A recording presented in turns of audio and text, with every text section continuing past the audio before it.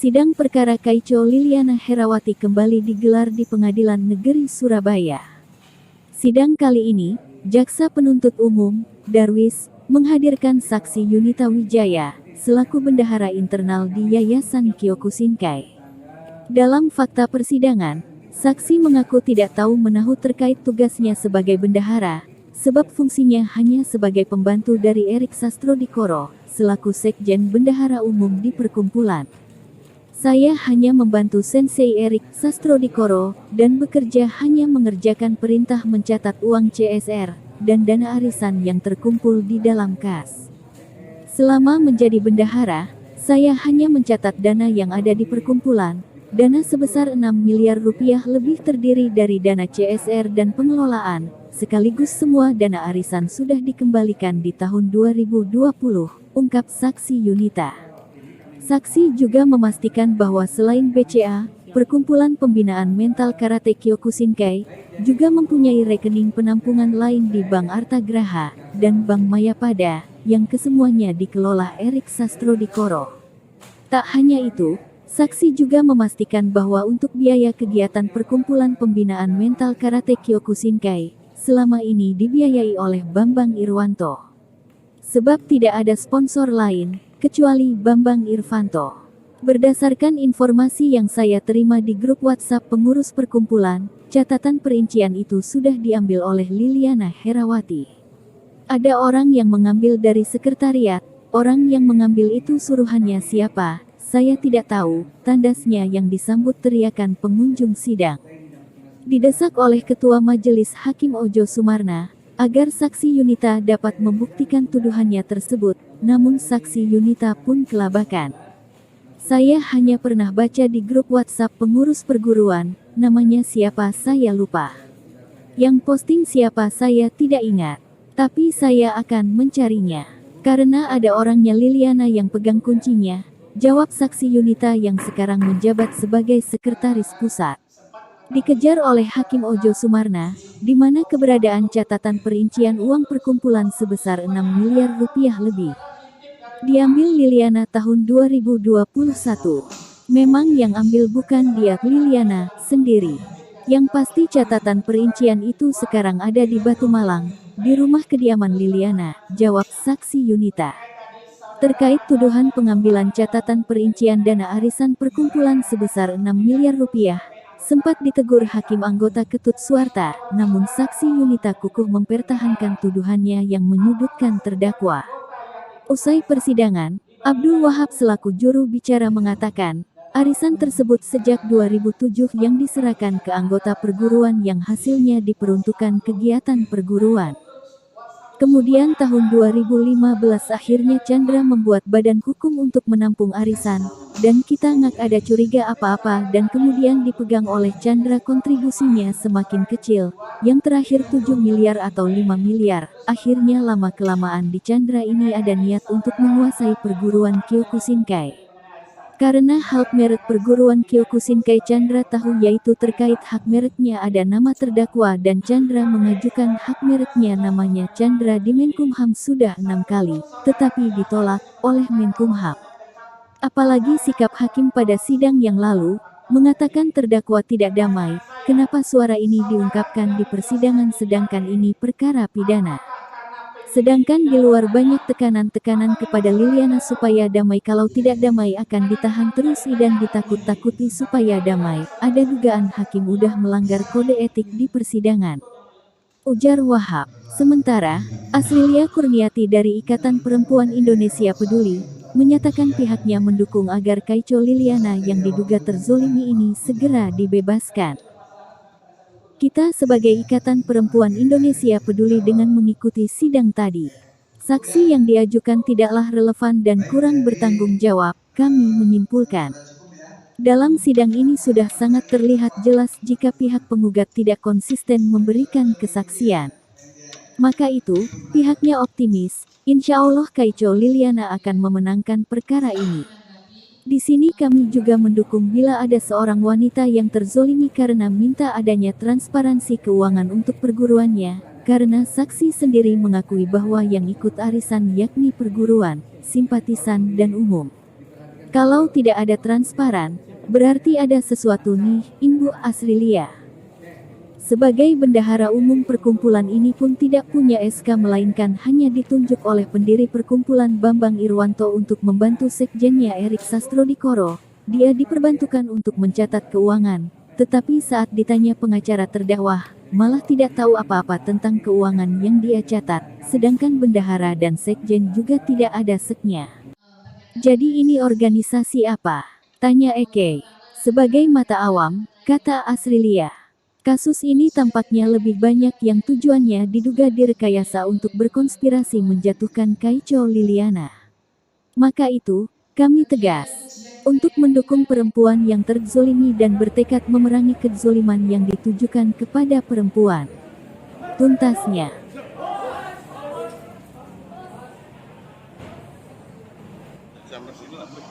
Pak, bisa disampaikan Pak terkait keterangan saksi tadi Pak? Terkait keterangan saksi ini tadi Pak? Kalau saksi kita lihat ada beberapa hal yang dia nggak terbuka, bahwa kan arisan itu sejak 2007 diselenggarakan oleh anggota perburuan yang hasilnya dia peruntukkan untuk kegiatan perburuan itu loh ini. 2007, kemudian 2015 sarannya Sandra dibuatlah perburuan badan hukum untuk menampung uang arisan. Kita nggak ada curiga apa-apa ya gitu aja. Nah ternyata ketika dipegang oleh Sandra, kontribusinya ke perguruan makin lama makin kecil. Yang terakhir diberikan antara 7 miliar sampai 5 miliar, itu kan masalahnya. Nah ternyata sekarang ketahuan, setelah kita buka di sistem Dirjen Ahunya, si Chandra ini sudah punya niat melawan niat menguasai perguruan Kyosinka ini. Niatnya sudah sejak 2012 ternyata. Dengan cara melawan, melawannya di mana? Dia tahu bahwa perguruan pembinaan mental karate Kyosinka Karate Indonesia itu adalah mereknya atas nama terdakwa. Tapi dia mengajukan kepada Kemenkumham untuk menjadi namanya dia. Dan ditolak dia yang dua kali dia mengajukan. Ditolak sama Kumham ya? Ditolak. Kemudian 2014 mengajukan 4 lagi. Yang hampir sama, misalnya yang namanya Kyosinkai di garis kanan kiri nggak ada titik, dia tambah titik. Nggak boleh kan merek itu baik seluruhnya pun sebagian menyamai. Menyerupai ya. Jadi 6 kali dia ditolak. Dari apa yang dia lakukan untuk mendaftarkan merek pembinaan mental karate Kyosinkai atas nama dia, itu adalah niat bagi saya dan niat buruk. Kenapa? Dia tahu itu sudah ada pemegang mereknya, kok siapa terdakwa. Ya, jadi mungkin dari sini dia berangkat. Maka saya berkesimpulan kayaknya Chandra punya yang kayak ingin kop gitu ya, ingin jadi ada semacam populis sindrom namanya, namanya populis sindrom. Jadi ada keinginan selalu. Terkait pengajuan penangguhan dari pihak terdakwa gimana Pak? Belum ada. Itu kan hanya hakim. Cuma yang saya sarankan adalah sikap hakim. Pada sidang yang lalu dia mengatakan gini, kenapa sih kok terdakwa tidak damai? Apa urusannya Mak? Ini nanti pidana, nggak bisa. Nah, kenapa suara itu diungkapkan di persidangan majelis hakim? Sementara di luar mendaftarkan merek pembinaan mental karate Kyosinkai atas nama dia, itu adalah niat bagi saya dan niat buruk. Kenapa? Dia tahu itu sudah ada pemegang mereknya, kok siapa terdakwa. Ya, jadi mungkin dari sini dia berangkat. Maka saya berkesimpulan kayaknya Chandra punya yang kayak ingin kop gitu ya, ingin jadi ada semacam populis sindrom namanya, namanya populis sindrom. Jadi ada keinginan selalu. Terkait pengajuan penangguhan dari pihak terdakwa gimana Pak? Belum ada. Itu kan hanya hakim. Cuma yang saya sarankan adalah sikap hakim. Pada sidang yang lalu dia mengatakan gini, kenapa sih kok terdakwa tidak damai? Apa urusannya Mak? Ini nanti pidana, nggak bisa. Nah, kenapa suara itu diungkapkan di persidangan majelis hakim? Sementara di luar banyak tekanan kepada Liliana supaya Liliana damai. Kalau nggak damai akan ditahan terus. Itu suara dari luar, bukan suara hakim, ya kan?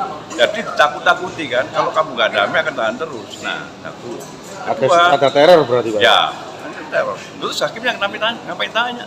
Bagi saya hakim sudah melanggar etik. Kami lagi anukan kalau dia tetap kayak begini, dia tidak berbuat adil, kami sedang pertimbangkan untuk laporan sama sikap yang ada. Kali kalau dia bisa memperbaiki sikapnya. Dan saya keanehan lagi, penetapan penahanan hakim ini kan tanggal 22 bulan Mei sampai 2010. Nah, saya dengar itu mungkin salah. Tanggal 30 Mei Ketua Pengadilan kok sudah bikin penetapan perpanjangan gitu loh. Padahal baru habis 20 Juli akan datang loh ini. Penetapan perpanjangannya Kak, ada rumor sudah ada penetapan itu kan aneh Ketua Pengadilan Negeri. Tahanan yang di masa tahanan itu masih ada, dia memperpanjang itu kan, ya kan? Nah gitu. Terus Pak, terkait kedatangan ini dari istri Pak Bambang Haryo Pak? Kenapa? Terkait kedatangan? Ya itu kan sebagai bentuk solidaritas, keprihatinan, mana Pak Bambang Haryo prihatin. Dia mungkin merasakan dalam perkara ini ada hal yang dianggap. Jadi offset menstrea Chandra ini dari awal sudah buruk.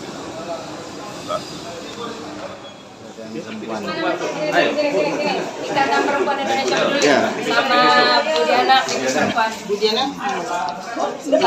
sama Budiana. Kita sebagai Ikatan Perempuan Indonesia Peduli dan ada aktivis perempuan juga di sini Budiana. Kita jangan mengikuti tadi sidang yang berlangsung sebagai solidaritas wanita perempuan. Wah, saksi yang diajukan sangat-sangat tidak relevan banget karena sangat tidak tahu, dan tugas dia sebagai bendahara dia bilang bisa mencatat data-data, ternyata tidak ada data yang dia tahu sama sekali. Itu satu saksi yang tidak relevan sama sekali. Jadi dari segi persidangan hari ini itu sudah sangat terlihat bahwa ini tidak ada kekompakan ya dari pihak yang menggugat untuk dalam sebagian menjadi saksi. Jadi saya pikir saya yakin Kyojo Liliana akan menang. Di sini kita akan mendukung orang wanita, apalagi perempuan yang dizolimi, yang benar-benar menegakkan kebenaran, transparansi seharusnya dari sebuah keuangan itu transparansi harus ada. Dan sebagai pendiri, ketua umum, bendahara itu harus ada transparansi, dan kepada pengurus juga harus ada transparansi, kepada anggota juga ada. Jadi ini perguruan, apalagi tadi ada ngomongnya bahwa yang ikut arisan adalah perguruan, simpatisan sama umum. Itu harus jelas-jelas transparansi. Jadi kalau tidak ada transparansi berarti ini ada sesuatu yang tidak benar. Itu saja. Tadi ada yang ditanyakan mengenai mencatat, tapi dia mengetahui terus mengatakan dia tidak tahu yang dicatat. Ya makanya dari itu ini saksi tidak relevan. Itu sebagai apa, bendahara apa gitu loh, diperbantukan dan pun dia bilang tadi bahwa tidak ada SK sebagai bendahara, dan sebagai sekjen pun sekarang 2022 dia pun tidak ada SK sebagai sekjen.